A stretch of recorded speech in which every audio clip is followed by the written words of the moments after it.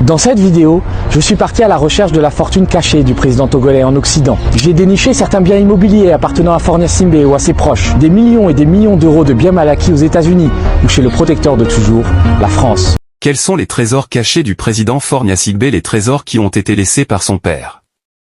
Dans cette vidéo, un journaliste français nous présente les biens précieux de cher président.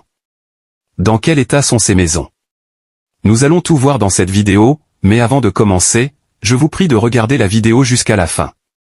Dites-nous ce que vous pensez dans les commentaires et surtout abonnez-vous pour qu'on grandisse ensemble. Merci. Le drame de l'Afrique, c'est que l'homme africain n'est pas assez ancré dans l'histoire. La France, elle est liée à l'Afrique. Il y a comme une convergence d'intérêts communs. Mais vous m'avez parlé comme si j'étais le président du Burkina Faso. Quelque part, vous me parlez comme si j'étais toujours une puissance coloniale.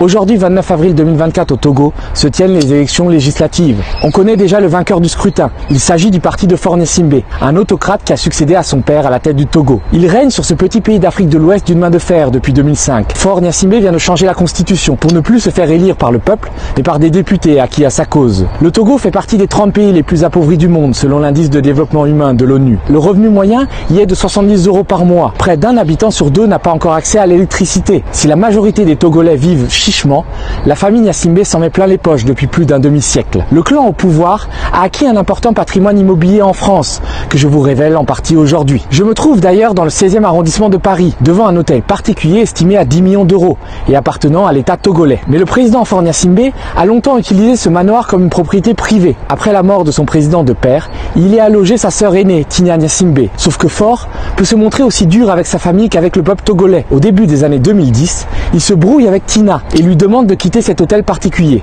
Sa sœur fait de la résistance. Alors, Faure lui coupe l'eau et l'électricité et lui fait envoyer des courriers incendiaires pour l'obliger à quitter la demeure. Depuis, cette villa appartient toujours à l'État togolais malgré les menaces de saisie. Sauf que la belle demeure est visiblement inoccupée depuis 11 ans. Ah non, parce qu'en fait ça appartient à l'État togolais. Oui, je sais, D'accord. il y a une dizaine d'années, il vivait là. D'accord, c'était là. Ok. Ok, donc c'est squatté. Ah non, non, non, on est journalistes, on travaille sur le patrimoine de l'État togolais et tout ça. Ici, voilà. Alors, on valide le mail Ah bah ouais, parce qu'en plus ça vaut un petit paquet d'argent, ça va. Oui, 10 millions. Ah oui. 10 millions, enfin là peut-être plus 10 millions, mais... bon, enfin, écoutez, si vous arrivez à dire un mot au moins qui refait vraiment des serrures, des trucs comme ça, quoi. D'accord, ben écoutez, on leur... Les gens qui vont rentrer à la porte. D'accord. On a déjà fait ils ont vu, Faure Gnassingbé n'a pas laissé sa sœur à la rue. Il l'a fait déménager dans un autre coin chic d'Île-de-France. Nous sommes ici à Sceaux, vous pouvez voir le château derrière moi.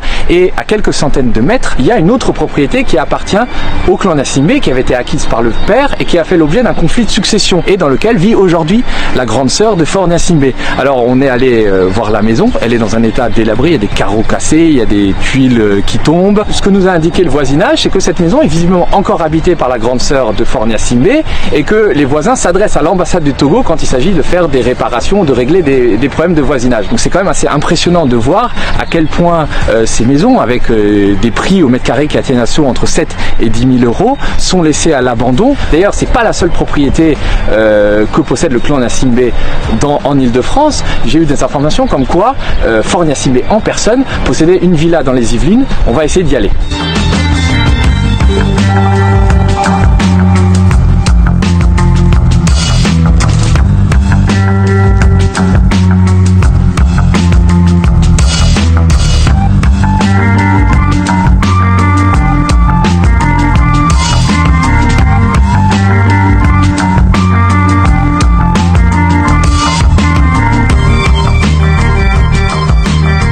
Alors ici on est dans une banlieue cossue des Yvelines, tout près d'un golfe. Alors vous avez des haies bien taillées et c'est ici que le président Faure Gnassingbé a acheté une maison en 1998, une villa. Alors le montage est un peu particulier, on l'a découvert. C'était une société luxembourgeoise qui avait d'abord acheté la villa avant de céder des parts quelques mois plus tard à Faure Gnassingbé, qui était encore étudiant à l'université Paris-Dauphine et qui résidait selon l'acte de vente dans un camp militaire au Togo. Et cette société donc avait cédé les parts à Faure Gnassingbé, qui avait aussi récupéré un prêt qui avait été accordé par une filiale d'une banque suisse. Les banques suisses étaient connues pour accueillir l'argent du clan Gnassingbé, l'argent qui était détourné et qui appartenait normalement au peuple togolais. Donc on va essayer d'aller voir cette maison qui appartient donc depuis 1998 au président togolais.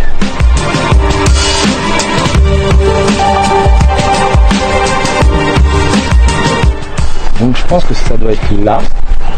Ah ouais, c'est quand même assez intéressant. C'est intéressant parce que ça a l'air complètement à l'abandon. La végétation, il y a des moucherons. Ils sont dans une jungle luxuriante.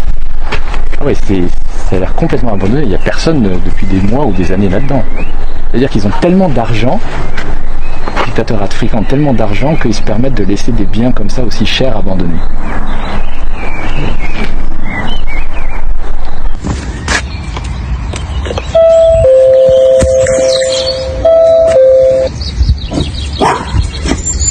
Il y a un chien. Je sais pas si elle est monde. Bonjour. Bonjour madame. Écoutez, je voulais vous demander, je suis journaliste et j'enquête sur la maison qui est à l'abandon là. Oui. Vous connaissez?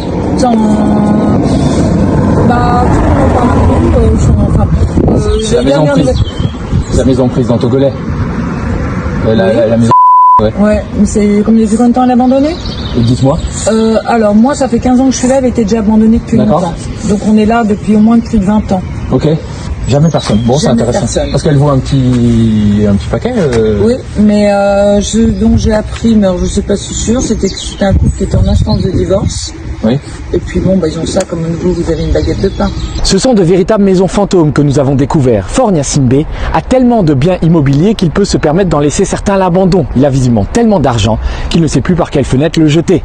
Lors de ses récents séjours à Paris, le président togolais n'a pas seulement claqué la bise à Emmanuel Macron, il a logé dans les beaux quartiers de la capitale et a dépensé des fortunes chez un tailleur de l'avenue Bosquet, dans le 7e arrondissement. En raison de sa relation privilégiée avec la France, Faure Gnassingbé n'a jamais été inquiété et aucun de ses biens mal acquis n'a jamais été menacé. La famille Gnassingbé n'est d'ailleurs pas la seule à s'offrir des demeures cossues en Occident. Les plus proches collaborateurs du président togolais ne sont pas en reste. C'est le cas de l'indispensable ministre des Affaires étrangères de Faure, Robert Dussey, un diplomate qui prononce de vibrants discours panafricanistes à la tribune des Nations Unies.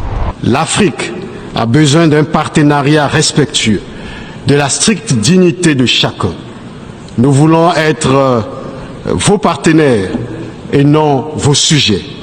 Nous voulons servir nos peuples et non servir des intérêts étrangers.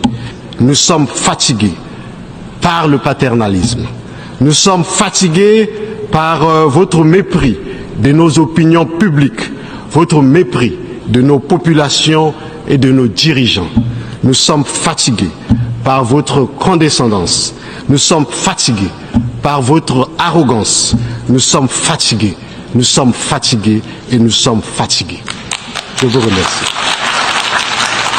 Si Robert Dussey est fatigué des puissances occidentales, il ne semble pas fatigué du mode de vie à l'occidental. En 2009, alors qu'il est encore conseiller diplomatique de Faure Gnassingbé, Robert Dussey s'offre une première maison aux États-Unis, en banlieue de Chicago, pour la modique somme de 315 000 $. En 2014, alors qu'il vient d'être nommé ministre des Affaires étrangères, Robert Dussey s'achète une villa avec 4 chambres, une belle terrasse et un jacuzzi pour la somme de 500 000 $. Le ministre des Affaires étrangères met le bien au nom de son épouse et surtout, il paye cash, sans avoir recours à un prêt.